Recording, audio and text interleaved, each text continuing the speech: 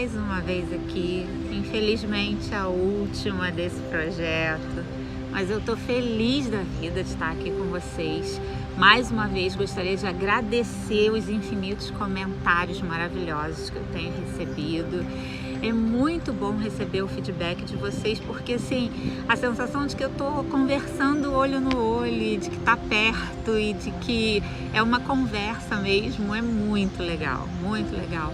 Gratidão mesmo por compartilharem, por darem o like. Isso é muito importante pra gente, né? Porque o YouTube entende que é um trabalho que tá valendo a pena e aí ele ajuda a gente a divulgar. E eu tenho percebido com os comentários que tem feito diferença na vida de bastante pessoas, né? Então eu tô muito feliz com o trabalho, muito satisfeita com o resultado e triste por estar acabando. Mas lembra que eu falei que a gente ia começar um outro projeto? Pois é, esse segundo projeto a gente vai falar dos conflitos de gerações. A gente vai começar a falar dessa dificuldade de linguagem entre pais e filhos, netos e avós, entre professores e alunos. A gente vai começar a perceber o porquê tá tão difícil e tão diferente a educação da nossa época. Vivo ouvindo isso o tempo todo. E aí, como Kids Coach, eu decidi ajudar pais, professores e principalmente os nossos queridos pequenos, jovens, adolescentes, né? E crianças que estão sofrendo uma pressão muito maior do que nós mesmos, né? De ter que se adequar e se adaptar a uma realidade que já existia, que eles não entendem e que eles não enxergam e que os pais e avós e professores não conseguem ver de outro jeito. Então, a gente vai falar bastante sobre isso. Então, o nosso próximo projeto é Conflito de Gerações. Hoje, a gente vai dar continuidade ao que a gente vem falando e encerrar por aqui o experienciar da fé. Esse projeto foi muito importante para mim, como eu disse para vocês. Se esse é o primeiro vídeo que você está assistindo, passei por uma fase muito ruim, né?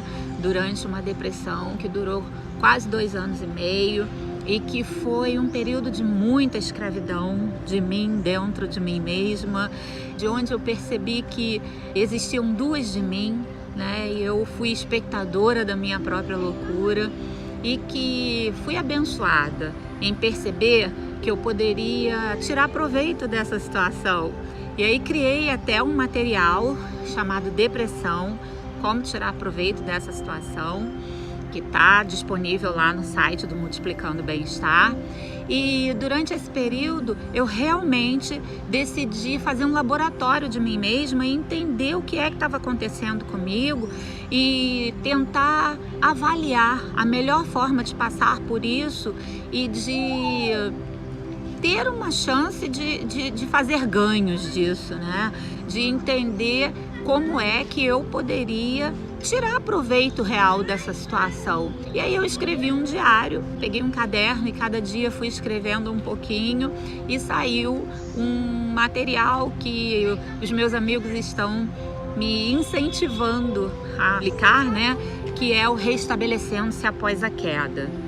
Muito legal que eu percebi nessa época de pandemia que realmente, se a gente tem que tirar proveito das situações, a gente tem que fazer a situação trabalhar a nosso favor.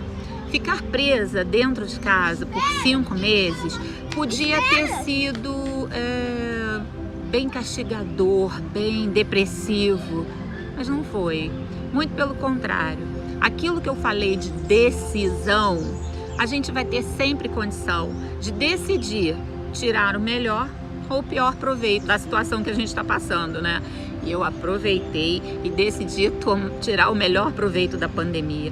Então eu trabalhei muito, eu fiz vários cursos, eu tô estudando pra caramba e colocando em prática várias oportunidades e vários sonhos que estavam engavetados, vários trabalhos que estavam guardados em pastas, né?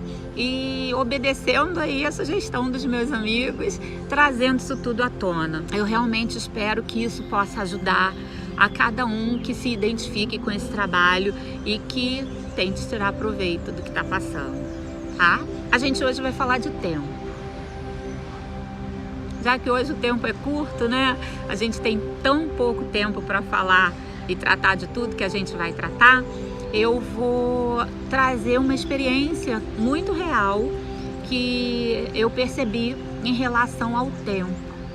Como eu disse no último vídeo, eu percebi que depois de falar tanto, né, de usar o poder da palavra contra mim, eu acabei me transformando em duas de mim, né? Isso que eu pedi durante tanto tempo, queria ser duas de mim, queria ser duas de mim, queria ter outra de mim, porque eu não tinha tempo e eu não tinha tempo para nada. Acabei sendo duas de mim, experienciando essa sensação horrível de estar observando as minhas experiências ruins e não poder fazer nada em relação a elas e não poder me ajudar a sair daquele sacrifício, daquela tão torturante situação. E aí eu percebi, gente, que mais do que perder saúde, perder lucidez, eu perdi tempo. Eu sonhava desesperadora em ser mãe. Eu já tinha perdido 3 estações anteriores. E ali, naquele momento de sonho realizado, quando Pedro nasceu, eu não fui mãe. Eu perdi dias, meses, posso dizer que até anos, em perceber que eu estava vivendo a experiência que eu mais desejava na vida, né? Nos primeiros meses, como eu disse, a gente passou muito tempo no hospital, foi muito difícil, mas depois com toda aquela situação de depressão, de tristeza, de dor, de transtorno, de inferno, como eu disse, eu deixei de aproveitar a realização do meu grande sonho. Estava lá, meu bebê, no berço, e eu não tinha condição de cuidar. Minha mãe, nessa época, quase que se mudou para minha casa, cuidava de Pedro o tempo todo.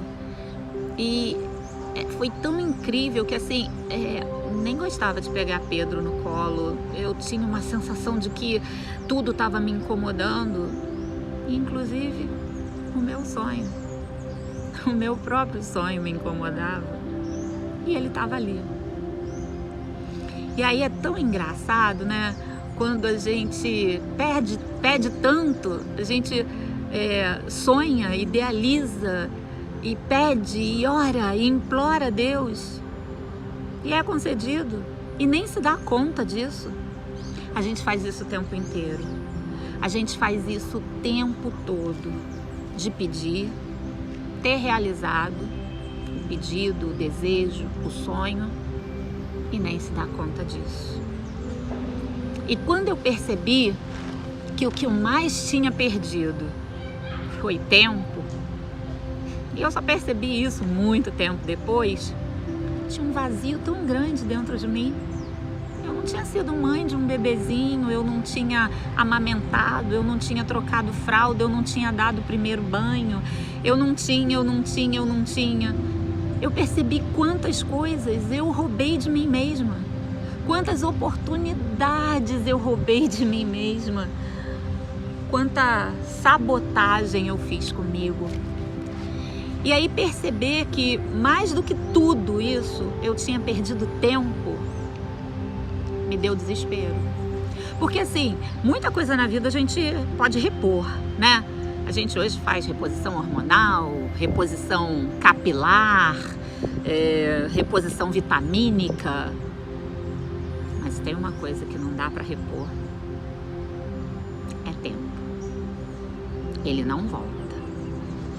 E aí, usando as os jargões, né, que a gente costuma usar, que tempo é dinheiro, tempo é relativo, tempo é precioso, tempo é uma ilusão, tempo é curto. O que a gente está fazendo com o nosso tempo? Se tempo é dinheiro, a gente está jogando dinheiro fora? Se tempo é precioso, a gente está desperdiçando a nossa preciosidade? O que a gente tem feito com o nosso tempo? As pessoas vivem dizendo que não tem tempo para isso, não tem tempo para aquilo. E aí eu tenho percebido que o problema não é o tempo. O tempo continua tendo as mesmas 24 horas do dia, nada mudou. O que mudou fomos nós.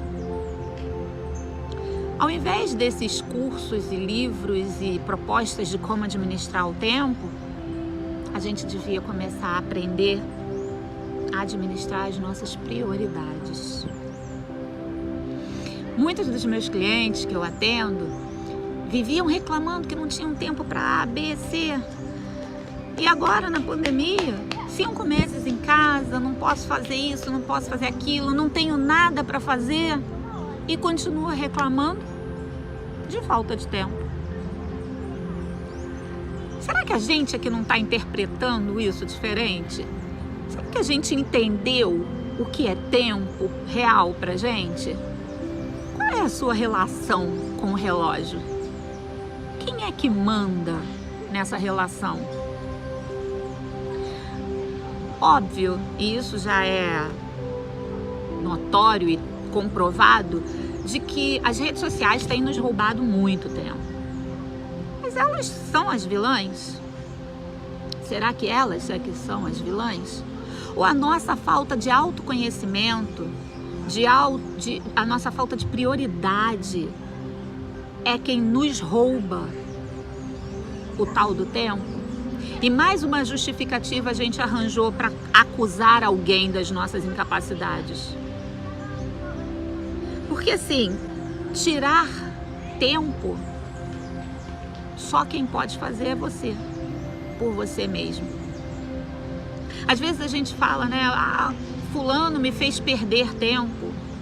Ninguém faz nada com a gente que a gente não permita que seja feito, né? Então, se alguém nos roubou o tempo, foi porque nós permitimos. Se algo nos roubou o tempo, foi porque nós permitimos. Eu acho que não tem nos faltado tempo. O que tem nos faltado é prioridade. É saber o que deseja, o que espera, o que quer conquistar de verdade, aonde quer chegar. Por não sabermos essas respostas, a gente não consegue dar conta do tal do tempo. E aí, o vilão virou ele. Ele passou a ser o algoz da situação. E que não é real. Se a gente passar a entender que eu preciso de tempo para me cuidar, eu preciso de tempo para me alimentar, eu preciso de tempo para me instruir, e começar a dividir e reservar esse tempo de acordo com os meus desejos e prioridades, a gente vê que dá tempo. Tem um poema de Bial que diz que quando a gente quer de verdade, noite vira dia, distância não existe. É meio assim mesmo, né? Quando a gente coloca na cabeça que é aquilo, a gente passa por cima de qualquer dificuldade ou de qualquer obstáculo e nem o tempo é capaz de nos parar. Vamos melhorar essa relação com o tempo? Vamos entender melhor quem é que manda nessa situação? Enfim, queridos, essas reflexões sobre fé, decisão, propósito, poder das palavras, tempo, eu quis dividir com vocês porque eu queria agradecer, eu queria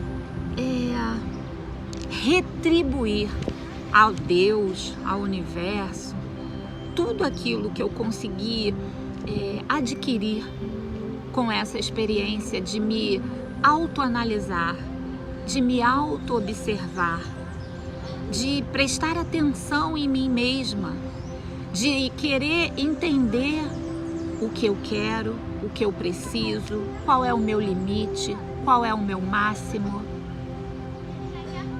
Entender que essas sensações de medo, de tristeza, de desânimo, não podem ser maiores do que aquilo que eu desejo acreditar e construir para mim na minha vida.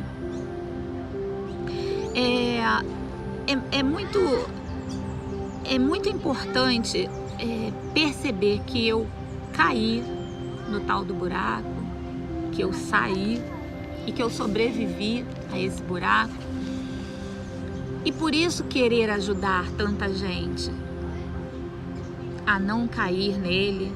Não é assim que a gente faz? Se a gente sabe que tem um buraco ali na frente, a gente quer avisar todo mundo.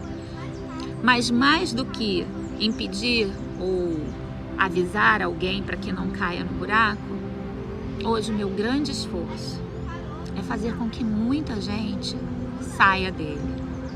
Dizer que é possível e que tudo é uma questão de decisão, que está em mim, que ninguém vai poder me ofertar a solução, que ninguém vai poder me trazer uma resposta, que ninguém vai poder me devolver a saúde física, mental, emocional ou espiritual que eu desejo. Não tem remédio, não tem médico, não tem profissional, não tem terapia capaz de fazer isso se eu não estiver consciente e verdadeiramente compromissada com o sair desse lugar. É possível, é realmente possível. Eu sou experiência disso, eu sou resultado dessa experiência. E mais do que me restabelecer após uma queda, o importante foi entender que hoje eu sei o que eu passei e que eu posso evitar passar de novo. E que se acontecer, eu vou saber como sair da situação. Por isso experienciar é tão importante. Por isso vivenciar a experiência, prestar atenção, estar atento, estar consciente ao que está acontecendo com você é tão importante. Porque isso possibilita, além de ajudar outras pessoas, ajudar a si mesmo. Como eu disse, eu queria muito agradecer ao universo, né? E no último vídeo eu falei para vocês que obrigado não é uma palavra suficiente para isso, né? Obrigado a gente diz para o padeiro, para o carteiro, para o leiteiro, para todo mundo, né? E que não traduz aquilo que eu queria dizer, né? Obrigado é uma expressão antiga que dizia: eu me sinto obrigado a devolver ou a fazer aquilo que você está fazendo ou me deu. E essa sensação de não ser obrigada, eu não sou obrigada, mas eu sou tão grata e tão feliz por essa gratidão, que esse projeto para mim é mais do que propósito. Esse projeto para mim hoje é uma opção de vida, é um estilo de vida. É tão interessante também entender que os aprendizados e as conquistas, né, que a gente extrai de todas essas situações é o que nos faz forte, é o que nos faz capazes. E estar nesse lugar hoje para mim é um privilégio. Poder ajudar tanto para mim é um privilégio, é quase uma bênção.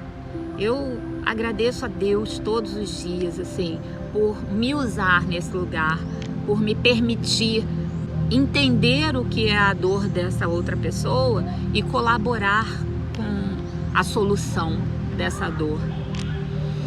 Gratidão é a palavra que me define hoje. Para mim é a palavra que mais traduz tudo de melhor que há no mundo. Sabe? Gratidão traduz o que é Deus em mim. Gratidão traduz o que é o meu amor por tudo que eu vivo e por tudo que me cerca. Gratidão, acho que é um superpoder. A gente passa a ter superpoderes quando a gente se conhece, e gratidão é um deles. Aliado lá com fé, com decisão, com propósito e com conhecimento do poder da palavra, virei super heroína. E quero sim mudar o mundo, ajudar quem eu puder ajudar e levar isso cada vez mais longe. Por isso o projeto se chama Multiplicando Bem-Estar. Porque eu queria que você entendesse, utilizasse, percebesse a mudança na sua vida e multiplicasse. Levasse para quem você puder levar. E é tão bacana hoje eu ver algumas das pessoas que se utilizaram desse método, né, desse modelo, dessa experiência e que já estão trabalhando nesse lugar, que já estão buscando essa oportunidade de ajudar o outro. Nossa, isso me faz... nem sei dizer. Isso me faz completa, isso me faz com a sensação de dever cumprido, com a sensação de ter alcançado as minhas metas de vida. Tá acabando, mas a gente vai continuar junto, porque o Multiplicando Bem-Estar vai estar ali de portas abertas para todo mundo que precisar conhecer um pouco mais do trabalho, contar um pouco da sua experiência, contar a experiência de alguém que achou bacana, uma ação que acha interessante e que queira dividir com a gente, que simplesmente queira tirar dúvidas ou conhecer uma simples atitude que é capaz de mudar a vida. Eu vou deixar umas frases que eu escolhi para que vocês pensem e reflitam durante essa semana, né? Já que a gente não vai voltar a se encontrar com o Experienciando a Fé, mas que vocês possam refletir diante dessas palavras e possam buscar o que de coerente essas palavras vão estar trazendo para a vida de vocês, tá? Uma está em Timóteo 2:1, que fala que reaviveis o dom de Deus que há em ti. Não perde essa oportunidade. Faz reavivar isso. Deixa vir o propósito de Deus para você. Deixa vir o propósito de Deus na sua vida. E que gratidão é um grande propósito. Ser grato ao seu dia, à sua saúde, ao seu corpo, à sua casa, a tudo que você tem. É uma experiência indescritível. Eu diria essa palavra, indescritível. A segunda está em Romanos 12:2, que fala: não vos conformeis com este mundo, mas transformai-vos pela renovação da vossa mente, para que sejam capazes de experimentar e comprovar a boa, agradável e perfeita vontade de Deus. Não aceita do mundo os limites que ele quiser te impor. Diagnósticos, notícias ruins, problemas que se levantam e que aparecem diante da gente. Não aceitai que isso seja o que te define, o seu rótulo, que isso traduza quem você é. A outra, o segredo para lidar com as experiências dolorosas e aprender e evoluir com elas é buscar a bênção que vem aliada a esta experiência. Essa frase é do meu querido professor Clailton Luiz e é do livro dele, Jesus, Meu Coach. Vale a pena ler, muito bacana. A outra é: se você não extrair sabedoria e aprendizado com as lições, elas continuarão sendo péssimas. Elas se repetirão até que você aprenda. Parecerão castigo e você não saberá como evitar o próximo tombo. Essa frase é do Tony Robbins e traduz tudo que a gente vem dizendo aqui, né? Então a gente percebe que não sou eu dizendo, que não é mais um. Tem muita gente que deu a volta por cima e que mudou a sua qualidade, de seu estilo e a sua estrutura de vida físico, emocional, espiritual e mental por conta de perceber que a vida era muito mais do que tinha para se apresentar aos olhos. E aí, com isso, eu gostaria de deixar uma frase minha para vocês. Aquilo que a gente percebe com os 5 sentidos, visão, audição, paladar, olfato e tato, não podem ser a verdade das nossas vidas, porque elas vêm de fora para dentro. Então, que sejamos capazes de desenvolver os 5 verdadeiros sentidos: olhos de ver, ouvidos de ouvir, coração de compreender, braços de acolher e boca de abençoar. Use melhor esses 5 sentidos e eles te transformarão num ser humano muito melhor. É isso que a gente veio fazer aqui, né? Buscar ser uma pessoa melhor a cada dia. E aí eu vou encerrar o nosso estudo com um jargão. Olha isso, eu que falei de jargão os vídeos todos, né? Mas eu vou usar um. E é aquele de vestir a camisa, sabe? Vestir a camisa da empresa, vestir a camisa do time, vestir a camisa. Eu decidi vestir a camisa. Eu decidi vestir a camisa da gratidão. E aí, na minha camisa tá escrito: quanto mais a gente agradece, mais coisa boa acontece. E é real. Eu sou testemunha viva, saudável e feliz dessa realidade. Gratidão.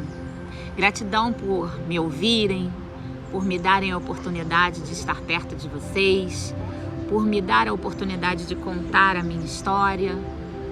Gratidão. Gratidão por compartilhar, por dividir com outras pessoas. Gratidão de verdade.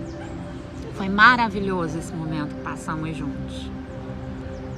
Multiplicando Bem-Estar está de portas abertas para quem quiser continuar falando de como experienciar a fé.